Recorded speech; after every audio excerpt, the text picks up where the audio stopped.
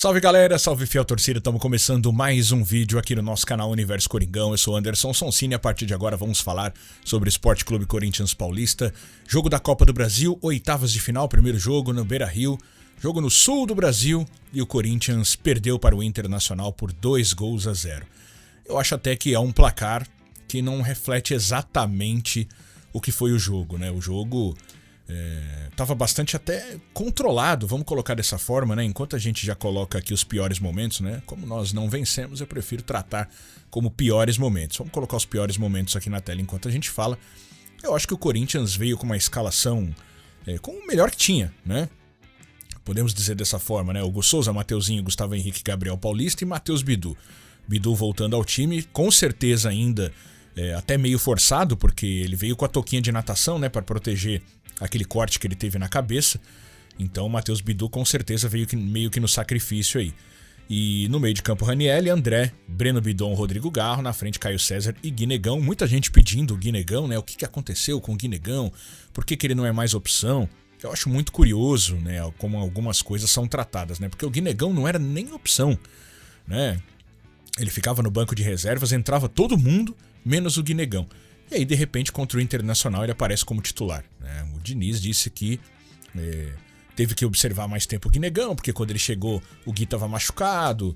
Enfim, e agora teve aí a oportunidade dele, ele estava treinando tão bem quanto os outros. Curioso, né? De uma semana para outra isso mudou, porque no último jogo ele preferiu testar o Lingard na frente do que colocar o Guinegão. E ele claramente não gostou do que aconteceu no jogo anterior, tanto que dessa vez o Lingard entrou, só que na posição dele, no segundo tempo, ali meio que pela ponta esquerda, e o Guinegão foi o centroavante do Corinthians, né?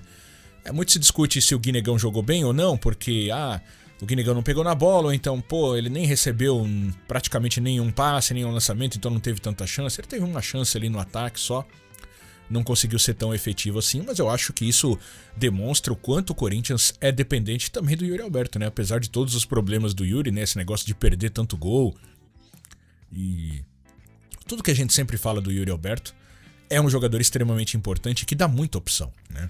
Querendo ou não, é um cara que é muito rápido, é um cara que está sempre atacando os espaços, avançando entre as linhas de defesa do adversário, então é um cara que dá muita opção. E faltou isso pro Corinthians, né? Faltou essa opção. Algumas vezes até você conseguia perceber o Guinegão tentando atacar os espaços e pedindo passe, e estranhamente alguns jogadores ignoravam essas passagens do Guinegão. Não sei se de repente faltou confiança dos jogadores no menino, ou se faltou visão de jogo, não sei. Eu acho que poderia ter sido mais acionado o Gui, mas eu acho que tudo isso passou muito especialmente pelos pés de Rodrigo Garro, né, que fez um jogo, mais uma vez, terrível, né? Depois da volta da Copa do Mundo, o Rodrigo Garro simplesmente desapareceu. E parece que o foco dele é só catimba. Catimba, simulação, né? Forçação ali de que recebeu algumas faltas que não aconteceram. Muita reclamação com a arbitragem. Claro que a arbitragem do senhor Alex Stefano é um negócio tenebroso, né? Um negócio terrível, mais uma vez, né? É um cara que certamente... Ele nem FIFA é. Né? Ele nem é árbitro FIFA, e esse é o tipo de árbitro que a CBF escala para um jogo de tamanha importância. A gente sabe, né, que se um cara desse consegue o escudo FIFA, enfim, deixa pra lá, né? Mas é um péssimo juiz, e mais uma vez você percebe aquela arbitragem caseira, aquela arbitragem tendenciosa, né, que distribuiu diversos cartões para jogadores do Corinthians que não deveriam ter sido distribuídos, faltas marcadas completamente absurdas. Então, esses pequenos fragmentos que você vai vendo dentro do jogo, sabe, não é aquele super erro crasso. Tudo bem que teve um pênalti em cima do Matheus Bidu também, que ele fez questão de não ver, mas no geral você vê que é aquele árbitro perdido, que fica picando o jogo, tanto que foi o jogo de todos os jogos da primeira perna das oitavas da Copa do Brasil, foi o que menos teve bola rolando. Se não me engano, foram 49 minutos de bola rolando. É um negócio impressionante, gente. Como é que a gente tem um jogo de 90 minutos e você tem 49 de bola rolando? É inadmissível, né? É o que eu já falei em outro vídeo aqui. É a CBF destruindo o próprio produto, né? Tem uma reunião marcada aí para daqui a, acho que uma semana e meia, para que seja discutido se serão implementadas as regras de Copa do Mundo nos campeonatos nacionais, na Copa do Brasil e também no Campeonato Brasileiro. É lamentável ver que os caras ainda vão discutir isso. Já tinha que ter voltado da Copa do Mundo com essas regras que com certeza colaboram demais para a não cera, né, dos jogadores e todas essas coisas que a gente já viu aí na Copa do Mundo, né? Jogador simulando, enfim, esse monte de coisa. Então uma arbitragem mais uma vez terrível, uma arbitragem tão ruim que fez com que o Marcelo Paz fizesse um pronunciamento no final do jogo, reclamando da arbitragem, árbitro fazendo ameaças a jogadores, né, durante o jogo. E os jogadores ficam atados, né? Os jogadores são censurados, claramente são censurados, eles não podem falar. Tanto que teve que ir um dirigente do Corinthians para fazer essas declarações, porque na zona mista os jogadores, obviamente, foram orientados, eles sabem que se falarem da arbitragem serão punidos, serão julgados e punidos. Então, eles mesmos falaram, ó, o Marcelo falou, então a gente não vai falar aqui porque vocês sabem como é que funcionam as coisas. E nós sabemos como funcionam as coisas, né? Afinal de contas, o Corinthians é líder em denúncias no STJD, né? São 21 denúncias no STJD, seguido de muito longe pelo rival, se não me engano são 13 denúncias, alguma coisa assim. Então o Corinthians realmente é extremamente perseguido no tribunal, no STJD e, enfim, pelo menos dessa vez o Marcelo Paz resolveu falar. Eu acho que o Corinthians, pelo menos nesse jogo contra o Internacional, mudou a postura, né? Mudou a sua postura institucional. Colocou nas redes sociais, inclusive, o lance do pênalti em cima do Matheus Bidu, que foi ignorado por todos. E até um outro lance também que o Corinthians postou, que é um lance de ataque, onde o Corinthians tá ali atacando e o Garro tá na área para receber uma bola, e aí tem um braço do Garro ali que é completamente para poder... Você vê claramente que não foi falta, que é para poder arrumar ali o espaço para ele. E a arbitragem marca a falta. E aí o Corinthians postou isso falando, foi falta do Garro, né? Com um joinha na mão. Então o Corinthians realmente precisa fazer isso, porque os seus principais rivais do Brasil fazem isso, né? Eles postam mesmo ali, postam a cara do árbitro, ó, esse vai ser o árbitro de hoje. E aí coloca ali um retrospecto, sabe? Já começa a mostrar que tá preocupado com isso. E o Corinthians precisa fazer isso. Toda vez que tem lances contra, tem que postar também. Tem que mostrar sua indignação de alguma forma. Não é só os jogadores que tem que colocar, que tem que dar a cara a tapa ali, sendo que eles são os censurados e não podem falar nada. Diretoria tem que fazer alguma coisa, as redes sociais do Corinthians também tem que protestar. Então, pelo menos nesse jogo, isso aconteceu e eu espero que isso seja uma constante, que isso possa continuar acontecendo todas as vezes que o Corinthians for prejudicado. Agora, muita gente questionou também, né, por que o VAR não foi acionado, por que o VAR não chamou o árbitro, o Alex Stefano, para revisar o lance do Matheus Bidu. É porque existe agora uma nova recomendação para que esses lances que são considerados interpretativos, o VAR interfira cada vez menos. O VAR não interfira mais nos lances interpretativos. Então, como eles entenderam que o árbitro interpretou no campo que não foi pênalti, então o VAR não entra para poder fazer aí essa intervenção e dizer que foi pênalti. Mas eu sou contra, porque assim, foi um pênalti absolutamente claro. Não foi uma coisa que você possa discutir. Eu acho que é muito claro, gente, que teve um pênalti ali, teve um agarrão. O Matheus Bidu foi impedido de cabecear, foi impedido de ir na bola, porque ele foi agarrado. Sabe, eu acho que é um lance muito claro. Então precisa entender aí, precisa fazer uma separação do que é interpretativo e o que não é. Então o Corinthians mais uma vez prejudicado gravemente aí pela arbitragem. Agora, quanto ao lance do pênalti do Gustavo Henrique, foi um lance muito claro de pênalti, né? Eu acho que a gente não tem que discutir sobre isso. Tanto que o próprio Gustavo Henrique não reclama em nenhum momento, né? Jogadores fazem ali aquela rodinha e tal, mas o próprio Gustavo Henrique não ficou indignado, então realmente a gente não tem o que discutir aqui. Foi pênalti pro Internacional. E antes disso ainda, né, teve o primeiro gol do Internacional, foi uma desatenção ali da defesa do Corinthians. O jogador do Internacional acabou ficando sozinho ali, como você pode ver, na entrada ali, um pouco depois da entrada da grande área. E aí teve gente culpando o Hugo Souza também, porque afinal de contas a bola foi no canto dele. Eu geralmente penso dessa forma: se a bola foi no canto do goleiro e entrou, é falha dele. Mas também tinha muita gente na frente do Hugo, tanto que na hora da defesa você percebe ele fazendo assim com a cabeça, tipo tentando arrumar um espaço para enxergar o que estava acontecendo. Então eu acho que acabou sendo um chute que, quando ele percebeu a bola, já estava muito em cima dele.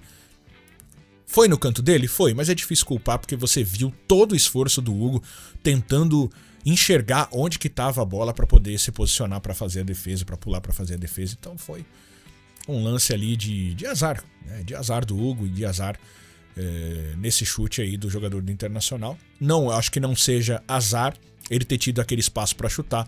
Você via o Garro ali na entrada da área, o Caio César também, então são jogadores que poderiam ter feito, como eles são jogadores de ataque, poderiam ter ficado ali um pouco mais afastados, não dentro da área, um pouco mais afastados para poder, de repente, pegar o rebote. Mas foi o que aconteceu, né? 2 gols do Internacional e também se fala muito sobre a atuação do Fernando Diniz nesse jogo, né? Muita gente acabou colocando a culpa no técnico do Corinthians, porque na hora que ele fez a mudança, né? Porque o André sofreu ali sofreu um tapa ali numa disputa de bola e o jogador do Internacional acabou enfiando o dedo no olho dele, ele não conseguiu continuar no jogo, estava se sentindo ali bastante incomodado, então teve que ser substituído. E aí o Fernando Diniz aproveitou essa mudança para fazer uma mudança tática também no time. Entrou o Jesse Lingard, ele preferiu colocar o Jesse Lingard na esquerda, e ficou o Caio César na outra ponta, o Guinegão centralizado, e saiu o André, então ficou um jogador a menos ali no meio de campo do Corinthians. Então muita gente colocou a culpa no Diniz, porque depois que isso aconteceu, o Inter acabou fazendo os 2 gols. E aí o próprio Fernando Diniz falou sobre isso na coletiva, e eu tendo a concordar com ele, tá? Eu já tinha até pensado nisso, porque você tem que analisar os lances como um todo, né? O Internacional veio pro ataque, e é normal o Inter vir pro ataque, tá jogando em casa, de repente tentou buscar o gol. Foi no lance de bola parada, foi no lance de escanteio, né, que o Inter conseguiu seu primeiro gol, foi ali num bate-rebate da área, uma sobra e foi gol. Não foi porque o Corinthians tinha um jogador a menos no meio de campo, então eu acho que não passa por isso, né? Você pode discutir se você gostou ou não da substituição e da mudança tática do Diniz. Agora, culpar o primeiro gol do Corinthians por causa da mudança tática dele, sendo que saiu de um lance de escanteio, eu não acho muito razoável. Tampouco o segundo gol, porque foi de um lance de pênalti. Foi um lance que o Gustavo Henrique foi lá, colocou o pé e fez uma alavanca pro jogador e que acabou caindo e foi pênalti. Eu acho até que foi um lance desnecessário do Gustavo Henrique. Não precisava ter feito aquela falta, não precisava ter feito o pênalti. Agora, isso foi por causa da mudança tática do Diniz? Não sei. Mas aí eu acho que já pode querer uma galera começar a criticar o Diniz. Tudo bem que o time não tá jogando bem depois dessa pausa pra Copa aí. Alguns jogadores realmente estão devendo muito. Mas a gente precisa também entender alguns outros pontos. O Corinthians não tem o Memphis, o Corinthians não tem o Yuri Alberto, sabe? A gente precisa colocar um pouco de culpa no Rodrigo Garro também, que não tá jogando absolutamente nada, errou tudo que tentou. Errou tudo. Acho que ele acertou um lançamento só, no jogo inteiro. Como eu já falei antes, é um jogador que só tá pensando em catimbar e reclamar. Tentando cavar falta, tentando cavar cartão pro adversário. A qualidade que o Garro tem, ele não pode ficar pensando nisso, ele tem que pensar em jogar futebol. O Diniz realmente precisa cuidar disso. Gabriel Paulista entregou 2 bolas pro Internacional que poderiam ter resultado tranquilamente em gol. Um foi uma grande defesa do Hugo Souza, inclusive, e no outro a recuperação da defesa. Acho que do próprio Gabriel, que acabou se recuperando no lance. Quem mais tem que ser cobrado aqui? O Breno Bidon também não fez um grande jogo, mas foi até razoável. Rodrigo Garro já falei. O Guinegão eu acho que não recebeu ali tantos passes, tantos lançamentos quanto poderia ter recebido. Acho que você consegue colocar a culpa mais nesses jogadores aí que eu disse antes. O Jesse Lingard entrou e, curiosamente, me parece um jogador extremamente frágil, né? Um cara que parece que perde todas as divididas, né? Todas as divididas o Jesse perde. Todas no ombro a ombro ele acaba caindo e não é falta, porque é simplesmente uma disputa física. Até estranho ver um jogador inglês que deveria estar acostumado com disputas físicas, né? O jogo na Inglaterra é um jogo muito físico, né? Sempre foi, talvez tenha mudado um pouco agora, mas o Jesse já tem uma carreira muito longa, né? Mas não tá aguentando um jogo mais físico. E aí dos jogadores que entraram, né? Se você for falar do Matheus Pereira, é um negócio impressionante, né, gente? O que aconteceu com o Matheus Pereira? Quem é o verdadeiro Matheus Pereira? Aquele que chegou com o Dorival Júnior, ele fez bons jogos quando chegou? Ou é esse que a gente tá vendo aí dos últimos tempos, principalmente do Fernando Diniz? É um jogador que não defende, é um jogador que não passa bem, erra passes de 2 metros, um negócio impressionante. Acabou os passes em profundidade dele, era um jogador que olhava sempre verticalmente, sempre buscava um passe mais pro ataque. Era o que a gente reclamava quando o Maicon tava no Corinthians, né? Que girava e tocava pra trás, girava e tocava pra trás. Matheus Pereira faz isso e ainda erra, né? Então é um jogador que não defende bem, não tá marcando bem, é um jogador que não passa bem, é um jogador que não ataca, é um nada campista, né? O que tá acontecendo com o Matheus Pereira? Dá raiva ver ele jogar. Um negócio impressionante, né? E, enfim, de mais jogadores que entraram aí, eu prefiro nem falar mais nada, principalmente sobre o Pedro Raul, porque eu prometi pra mim mesmo que eu não falo mais desse jogador, né? Eu não falo mais desse jogador, não vou mais falar do Pedro Raul, porque a gente já viu que não tem condições. É um jogador que eu já desisti faz tempo. Já desisti faz muito tempo. Então não adianta eu ficar toda vez falando que o Pedro Raul entrou, ele tentou dar um passe, ele perdeu um gol, não sei o quê, porque é sempre a mesma coisa, né? É sempre a mesma coisa.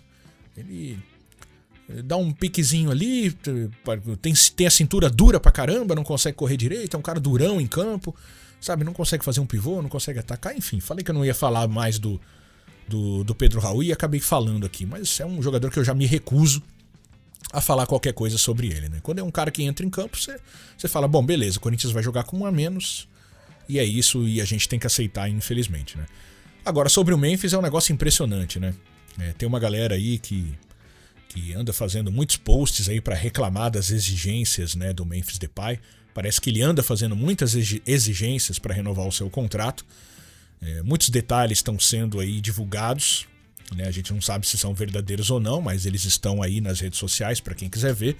Alguns jornalistas estão até postando sobre isso e muitos deles em tom de reclamação, né, pelo que está acontecendo em relação ao Memphis, que o Memphis está exigindo muito, que está se aproveitando da situação do Corinthians, de transfer ban, de que o Yuri Alberto não está mais no time, enfim, toda essa situação, né? Mas eu acho muito curioso, né? Porque o Corinthians fez contratações bizarras e caríssimas, né?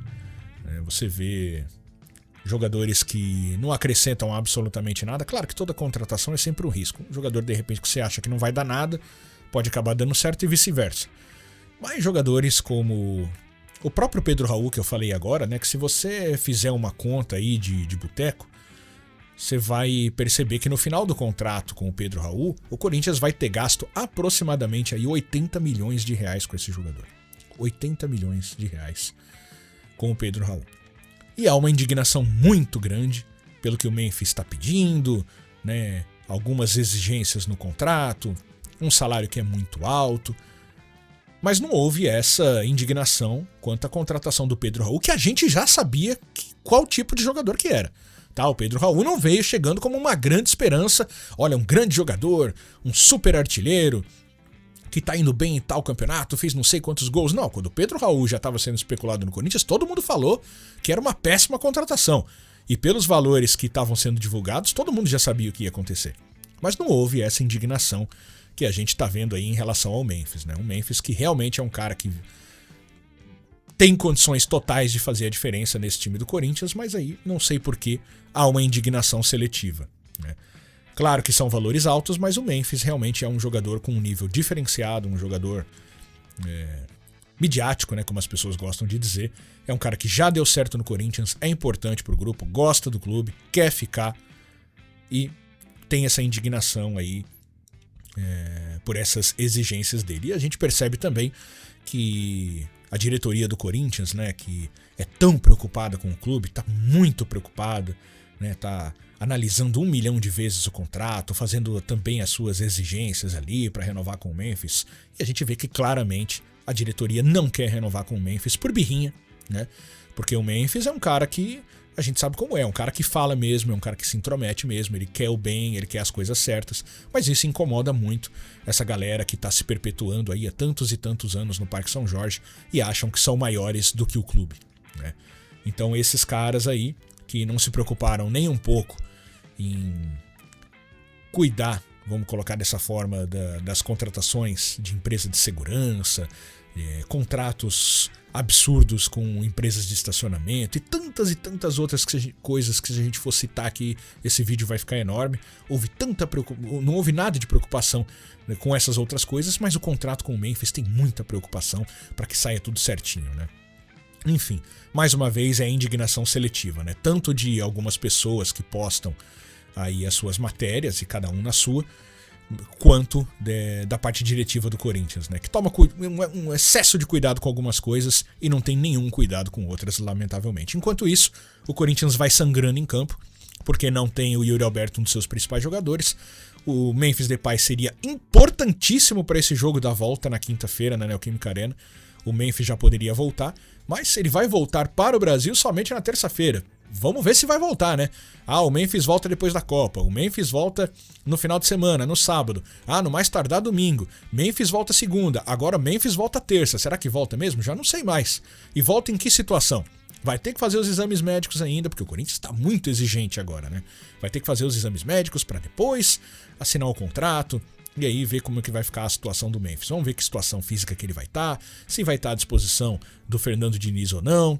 E enquanto isso, o Corinthians sofre com 2-0, precisando reverter na próxima quinta-feira, um resultado dificílimo, porque o Inter já veio fechado no primeiro jogo, imagina no segundo jogo, né? Vai ser o famoso Parque de Bus. Os caras vão estacionar um ônibus ali na frente do gol e o Corinthians vai ter que se virar aí para fazer no mínimo 2-0 para levar para as cobranças de pênaltis, né? Lamentavelmente, é isso que acontece com o Corinthians, é isso que nós vamos ter que enfrentar essa semana. Pedir para São Jorge para que de repente, sei lá, o Corinthians consiga aí nos 15, 20 primeiros minutos marcar o primeiro gol e quem sabe ficar um pouco mais tranquilo para buscar o segundo e aí vamos ver o que vai acontecer, né? Condições de virar essa situação o Corinthians tem? Para mim é muito claro que tem, tá? O Corinthians tem mais time que o Internacional. O time do Internacional é ruim, gente. É ruim, tá? O Corinthians tem mais time.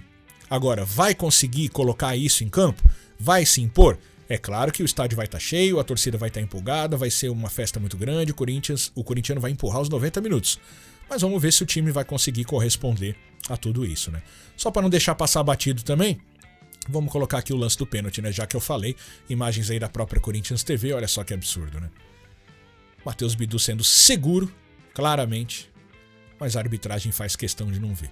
Parabéns mais uma vez ao Corinthians que resolveu colocar isso nas redes sociais e espero que essa mudança de postura seja constante agora para que o Corinthians também se imponha mais nos bastidores e tenha mais força para poder reivindicar os seus direitos, certo? Vamos colocar aqui os próximos jogos do Corinthians. Já na próxima quinta, essa decisão contra o Internacional. Dificílima situação, mas como eu disse, eu acredito que dá para reverter. Depois voltamos ao Brasileirão com o Red Bull Bragantino e Corinthians no domingo. E aí, voltamos às atenções à Libertadores. E aí, com o Memphis? Sem o Memphis? Precisamos dele. Rosário e Corinthians na próxima quinta. Depois, Campeonato Brasileiro, Corinthians e Cruzeiro no final de semana. E o jogo da volta da Libertadores já na outra semana, Neoquímica Arena, Corinthians e Rosário. E aí volta o Campeonato Brasileiro, Curitiba e Corinthians. Sempre no famoso quarto e domingo, quarta e sábado, quinta e domingo. Sempre nesses dias aí vai ter jogo do Corinthians e vai ser assim até o final do ano. Desde que o Corinthians não seja eliminado aí em algumas competições, vai ser essa constante aí de jogos no meio de semana e no fim de semana, sem folga a partir de agora. Calendário absolutamente apertado e difícil aí pro Coringão. É isso, meus amigos. Vamos ficar aqui na torcida, né, para que a gente consiga reverter esse resultado terrível que foi o de 2-0 no sul do Brasil. Como eu disse, o Corinthians tem condições e claro que a gente torce e acompanha tudo aqui no nosso Universo Coringão. Bom, eu sou o Anderson Sonsini, obrigado por acompanhar a gente nesse vídeo. Se inscreve aqui no nosso canal, deixa o like, né? Se inscreve e clica no sininho para receber as notificações. Sempre tem pós-jogo do Coringão aqui no nosso canal. Um grande abraço a todos, até o próximo vídeo e vai Corinthians!